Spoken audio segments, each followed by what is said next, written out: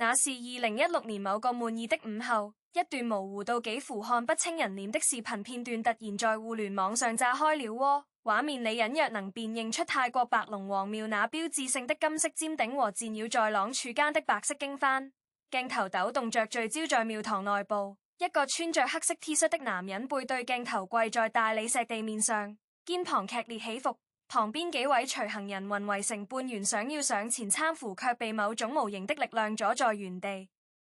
視頻只有47秒，沒有前因也沒有後果，但那個跪地的男人身形輪廓實在太像謝霆鋒了。評論勾在10分鐘內衝入上千條留言，有人信誓旦旦地聲稱這是白龍王臨終前逼他2:1的珍貴現場記錄，有人質疑不過是某個模仿秀節目的刻意擺拍。船有人從畫面的光影角度逐幀分析，試圖證明這跟當年某位狗仔聚在廟外偷拍到的側影照片完全吻合。互聯網從來不需要鐵證，它只需要一個足夠刺激的引子，而這段視頻恰好具備了所有爆款特質：名人、宗教、生死抉擇和情感糾葛。47秒內集齊了足以讓全網沸騰的全部要素。謝霆鋒的團聚在當晚10點發布了一則措辭謹慎的聲明。既沒有承認也沒有否認視頻真實性，只說霆鋒確實曾數次赴泰拜訪白龍王，皆為私人行程，不便公開細節。這種曖昧不清的態度反而把火越燒越旺。第二天各大門戶網站的頭條齊刷刷換成了謝霆鋒2:1現場視頻流出的加粗標題，配圖上那隻跪在地磚上攢緊拳頭的手被反覆放大銳化，甚至連指節處的老件都被標注圈出供網友比對。張柏芝看到那段視頻的時候，正在香港某間攝影棚裏拍雜誌封面，化妝師正在給她描眼線。她餘光瞥見助理攢着手機，面色慌張地走進來，便隨口問了一句怎麼了。助理支支吾吾了半天，才把屏幕遞到她面前。視頻自動播放時，那個跪地的背影撞進眼簾的瞬間，她正在抿口紅的動作猛地一滯，唇膏在嘴角拖出一道歪斜的紅痕。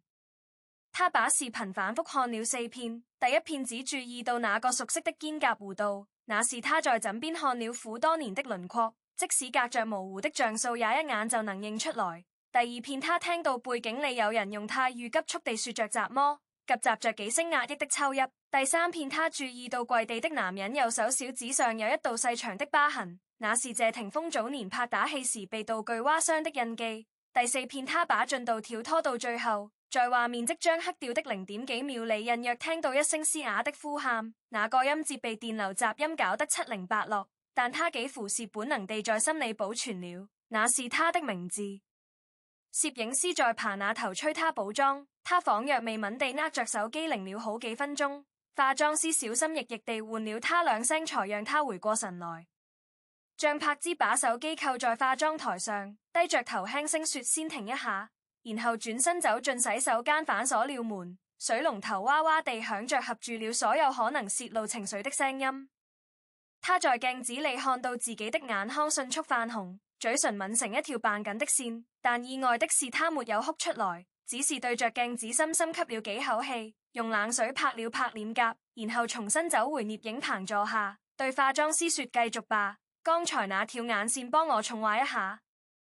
那種異常的鎮定讓在場所有人都暗暗心驚，只有他自己知道，心臟正以某種近乎失速的頻率猛烈撞擊着胸腔，那句被電流模糊掉的呼喊像跟鉗一樣扎在最深處，讓他既想把它拔出來，又隱隱捨不得那份刺痛帶嚟的真實感。那天收工之後，張柏芝沒有直接回公寓，而是讓司機把車開到雍多利亞港旁邊的一條僻靜小路上停下。他搖下車窗，讓海風吹進嚟，夜幕下的海面泛着細碎的鱗光，遠處摩天大樓的霓虹倒影在水波裏碎成一片斑斕。他終於允許自己安安靜靜地回想那47秒裏的每一個細節。那個跪在地上的男人，曾經是他婚禮上笑得見牙不見眼的新郎，是2個兒子出生時守在產房外急得來回踱步的父親，也是離婚協議簽署那天戴着墨鏡一言不發轉身離去的陌生人。他曾經以為自己早已經把關於那個人的所有情緒都打包封存了，藏進某個最深最暗的角落，再也不去碰。可那段模糊的視頻像一把不請自來的鑰匙，他答一聲，另開了上鎖的抽屜，裡面那些被壓得扁扁的回憶忽然全部彈出來，散了一地。他想起2006年兩人在菲律賓小島辦婚禮時，謝霆鋒跪在沙灘上給他戴戒指，海鳳把戒指盒吹翻在沙子裡，他手忙腳亂去撿，他笑得蹲在地上直不起腰來。他想起2008年那場風暴來襲時，他整個人縮在臥室的角落發抖，是他推開門走進來，把他連人帶被子一起留進懷裡，下巴抵着他的頭頂說怕砸麼？我船在。他也想起離婚前那段冷戰期，兩人坐在同一張餐桌的兩頭各吃各的飯，中間隔着的距離像太平洋那麼寬，誰都不先開口說話。那些記憶的碎片裹着複雜的情緒衝上來，有甜的暖的也有酸的濕的。他靠在車座椅背上望着海面出神，手指無意識地繫着安全帶，最終長長地呼出一口氣，自言自語般輕聲說了句這麼多年了，你到底在執着什麼啊？而謝霆鋒那邊其實比張柏芝更早知道了視頻流出的消息。那天他正在北京參加一場品牌活動的後台休息室裡，經紀人火急火燎地推門進來，把手機塞到他手裡。他看了前5秒就眉頭皺成了川字，然後直接關了屏幕，把手機扔回給經紀人，聲音冷得像碎了冰。查清楚誰流出去的，當年的監控素材一共就3個人碰過，給我一個過問。他背過身去整理袖口，表面冷靜得像那視頻裡跪着的人跟他毫無關係，可整理袖口的動作反覆做了3遍都沒扣對位置，暴露了他內心的翻衝。那段畫面準確來說並不是現場視頻，而是白龍王廟內部監控系統保存的存檔片段。2014年白龍王去世後，廟方曾經清理過一批舊記錄，當時謝霆鋒的團隊花了不菲的代價買斷了所有相關檔案，按道理不該再有副本流出。可互聯網世界沒有絕對的安全屋，要麼是某個經手人私下備份了，要麼是廟宇當年的硬盤在念轉倒賣中被人復原了數據。總之，這47秒的片段像一枚被埋了多年的暗雷，終於在2年後的某個平凡午後毫無預兆地引爆了。接下來的72小時裡，全網陷入了某種近乎癲狂的解鬥狂歡。各路自媒體號把那段視頻逐幀拆解，有人從謝霆鋒膝及着地時的角度推算出他承受的心理壓力值，有人稱來純語專家試圖破譯背景裡那些模糊的泰語和粵語交雜的對話。船有人爬出視頻第19秒時畫面右上角閃過的一角衣料顏色，斷定那是站在角落裡的謝賢的西裝外套。更有人把這段視頻跟8年前某位記者在白龍王廟外偷拍到的謝霆鋒側影照片做重合比對，得出列論說兩次場景中他跪地的位置精確到厘米級別，說明他在同一個人面前跪了不止一次。這些分析文章動輒上萬字，配圖複雜得如同刑偵檔案，但最吸引流量的永遠是二算一這個核心懸念，到底白龍王跟他說了什麼？他最後算了誰？那段視頻裡模糊的呼喊聲究竟指向了哪個女人？張柏芝的粉絲和王菲的擁躉在每條相關內容的評論勾裡展開激烈對立，前者堅稱視頻末尾的發音口型明顯是柏芝，後者則拿出音頻頻譜分析圖證明那個音節更接近菲的尾音，兩派人馬吵得不可開交，仿佛誰能在這場辯論中生出就等於替自家偶像贏得了某種終極勳章。在這場喧囂的中心，謝霆鋒做了2個出乎所有人意料的舉動。第一，他通過個人社交媒體賬號發了一段簡短的文字，用那種他一貫的克制到近乎冷淡的語氣寫道：有些事發生的時候我以為很重要，後來發現不過是一段心路歷程。那47秒裡的我確實在哭，但人這一輩子誰沒跪在地上哭過幾次呢？重要的是哭完之後站起來的姿勢。謝謝關心，但真的不必再逐幀分析了，日子是往前過的。這段話發出去後，點讚數在半小時內破了8萬，評論勾前排高讚的幾條留言都是哥哥說得對，支持謝老闆，過去的就讓他過去吧。而他的第2個舉動更加出人意料，他直接給張柏芝打了個電話，那是兩人離婚4年多來第一次非事務性的語音通話。張柏芝接起來的時候，聲音裡帶着明顯未睡醒的鼻音，因為香港跟北京有時差，他那邊船是清晨7點。謝霆鋒的開場白也毫無寒暄。視頻你看了吧？那段東西當年確實是真的，但事情不是網上傳的那樣，不是雜魔白龍王逼我二選一，是我自己狀態太差了，想去找個出口，恰好趕上他老人家身體狀況不太好，說了些叮囑的話，讓我當時情緒崩了而已。至於那個名字，我想了很久要不要跟你解釋，後來覺得解釋反而顯得矯情。你只要知道那個瞬間我腦子裡想到的是我們船有兩個危子，就這麼多。他說完這段話後沉默了幾秒，電話那頭張柏芝也沒有立刻回應，只有輕微的呼吸聲通過電流傳帶着。過了半晌他才輕輕笑了一下，那種笑裡沒有任何諷刺或酸楚，只是一種純粹的帶着點清晨慵懶的輕笑。然後他說：謝霆鋒，你這個人真的很奇怪，越重要的事情你越要用那種隨便的語氣講出來。不過算了，我早就過了需要聽你解釋雜魔的年紀了。視頻我看過了，你適合跪得怪痛的吧？下次別跪了，家裡有危子呢，你跪給誰看？兩個人同時在電話裡沉默了幾秒鐘，然後幾乎同時笑出聲來，那種笑意輕飄飄的卻格外真，像是兩個共同經歷過暴風雨的女人在某個渡口偶然重逢時互相拍了拍肩膀，多餘的話一句都不需要了。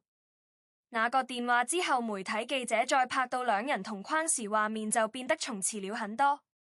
2017年 Lucas 的學校舉辦運動會，謝霆鋒和張柏芝分別坐在觀眾席的兩側給孩子加油。中途休息時 Lucas 跑過來拉着父親的手曳到母親那邊，兩個人被逼並排坐了幾分鐘。狗仔隊的長焦鏡頭從操場對面的天台窗戶裡伸出來，瘋狂捕捉着每一幀畫面。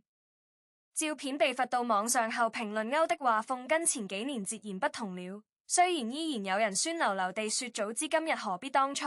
但更多留言是這樣也挺好的，為了孩子能坐在一起聊天，說明都成熟了，成年人之間最體面的狀態。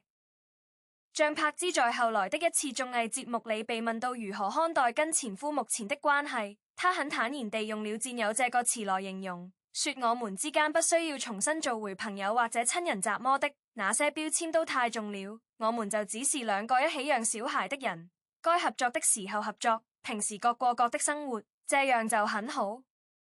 謝霆鋒也曾在訪談裡含蓄地回應過類似話題，他說有些關係最好的列局不是修復，而是重新定義，把婚姻那層外殼剝掉之後，底下剩下的東西如果船有用就留着，沒有用了就扔掉，沒必要強行沾回去。而王菲始終未有對那段流出的視頻發表過半個字，她的沉默本身就是一種態度，像一道光滑的牆面，讓所有試圖攀爬進嚟的留言都只能徒勞地滑下去。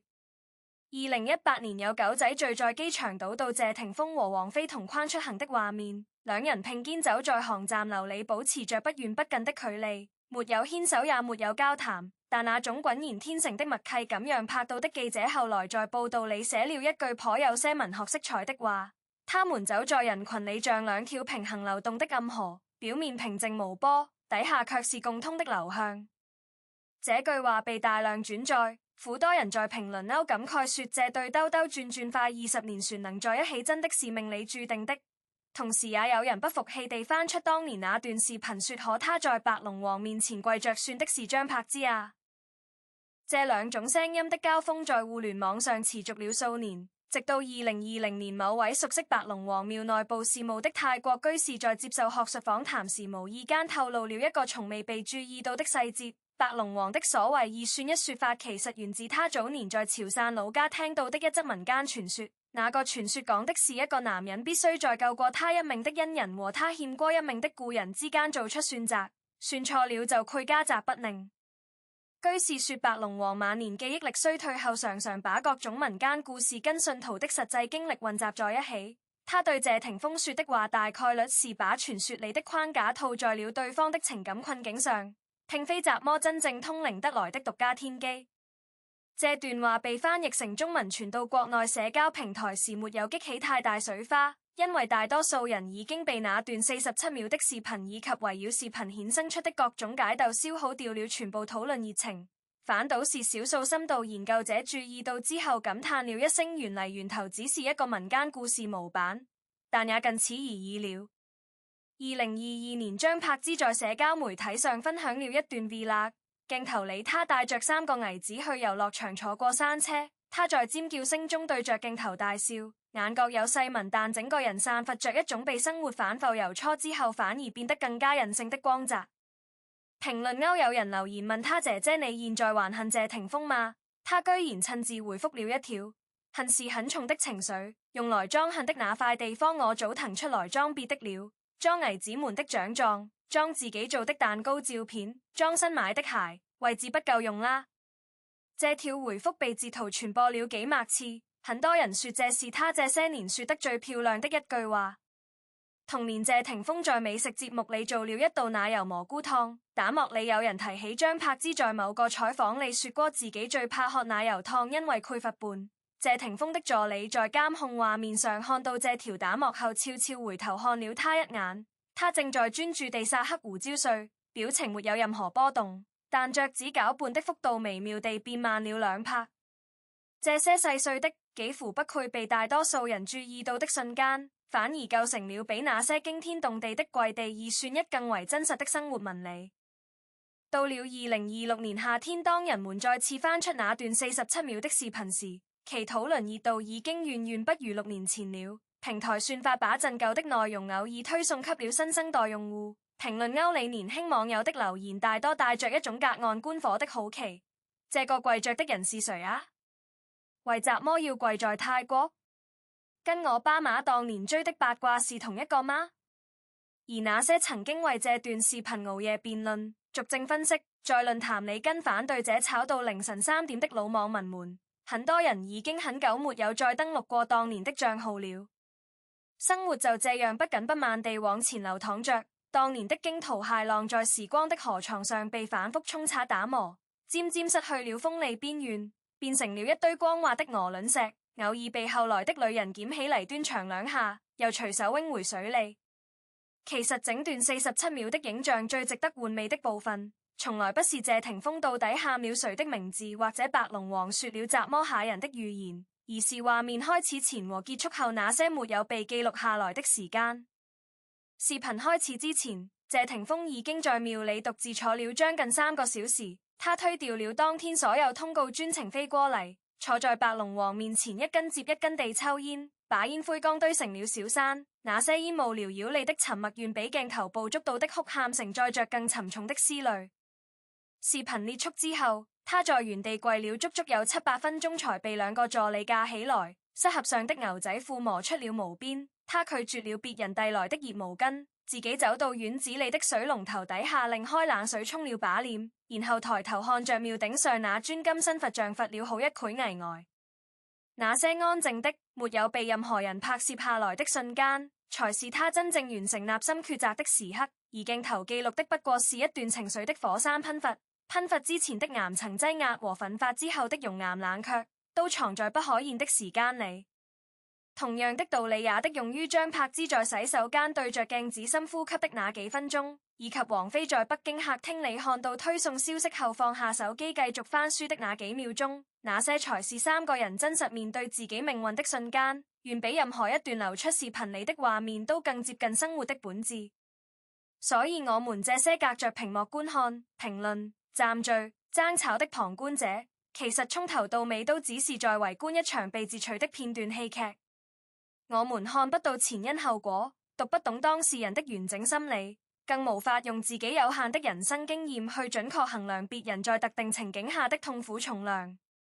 但這並不妨礙我們從這場漫長的圍觀中獲得一些對自己有用的東西，比如理解人在恐懼中的本能反應不一定能代表全部真心，理解時間有他自己的洗滌方式，可以把最尖銳的裂痕磨成平滑的紋路。理解成年人之間的關係是可以被不斷重新定義的，只要雙方都願意放下執念。理解公眾人物的私生活，即使被無數鏡頭追逐，也依然有其無法被徹底穿透的私密納帕。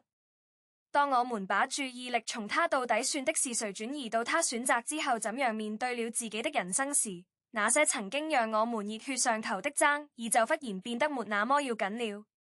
結尾讓我用一段盡量克制而真誠的話來收束這篇漫長的回顧。從2014年那段監控被錄製下來到如今12個年頭流轉過去，謝霆鋒、張柏芝、王菲三個人用各自或跌宕或平緩的軌跡向公眾展示了一種在複雜情感中逐漸抵達至黑的可能性。謝霆鋒從那個跪在地上發抖的年輕男人成長為可以在美食節目裡雲淡風輕聊人生的中年廚師。張柏芝從捂着嘴哭泣的新晉單親媽媽蛻變為帶着三個孩子笑對直播鏡頭的堅韌女性。王菲則始終以她特有的疏離姿態詮釋着怎麼叫不被外界定義的自由。這三條路徑沒有哪一條比另一條更正確或更崇高，他們只是不同性格、不同處境下自然生發出來的不同解決方案，都值得尊重。同時我們也必須承認，那段流出視頻的存在本身確實在某個階段對三位當事人造成了不同程度的困擾。謝霆鋒的沉默忍受，張柏芝的故作鎮定，王菲的不予回應，都是他們在隱私被侵犯時選擇的自我保護方式。作為旁觀者，我們有必要反省自己對名人私生活的窺探慾望是否在某些時刻越過了合理邊界。吃瓜本身無可厚非，那是人性中對他人命運的本能好奇，但請在每一次點擊轉發和激情評論之前多停留3秒鐘，想想屏幕那端也是跟你我一樣攰在深夜失眠，攰在洗澡時流淚，攰在父母面前強撐笑容的凡人，把他們在鎂光燈下暴露出的脆弱當作理解人性的窗口，而不是攻擊的靶子。把那些感情糾葛當作觀察複雜人心的樣本，而不是非黑即白的道德教材，你會發現整個故事呈現出來的面貌會溫和苦多。最後想說，無論那段視頻裡被模糊掉的呼喊究竟指向了哪個名字，那3個字在喊出口的瞬間帶出的所有恐懼、不捨、依戀和痛楚，都已經隨着2014年那個悶熱午後的空氣一起消散在芭提雅的海縫裡了。如今留在原地的是3個各自安好的成年人，是幾個健康長大的孩子，是父母續殘平復的擔憂，是時間給予所有受傷靈魂的最公平的禮物——平靜。願我們都能從中學到一份關於釋懷的功課，並且把它運用到自己真實的生活中去，給身邊那些曾經傷害過你或被你傷害過的人留一扇不必緊鎖的窗。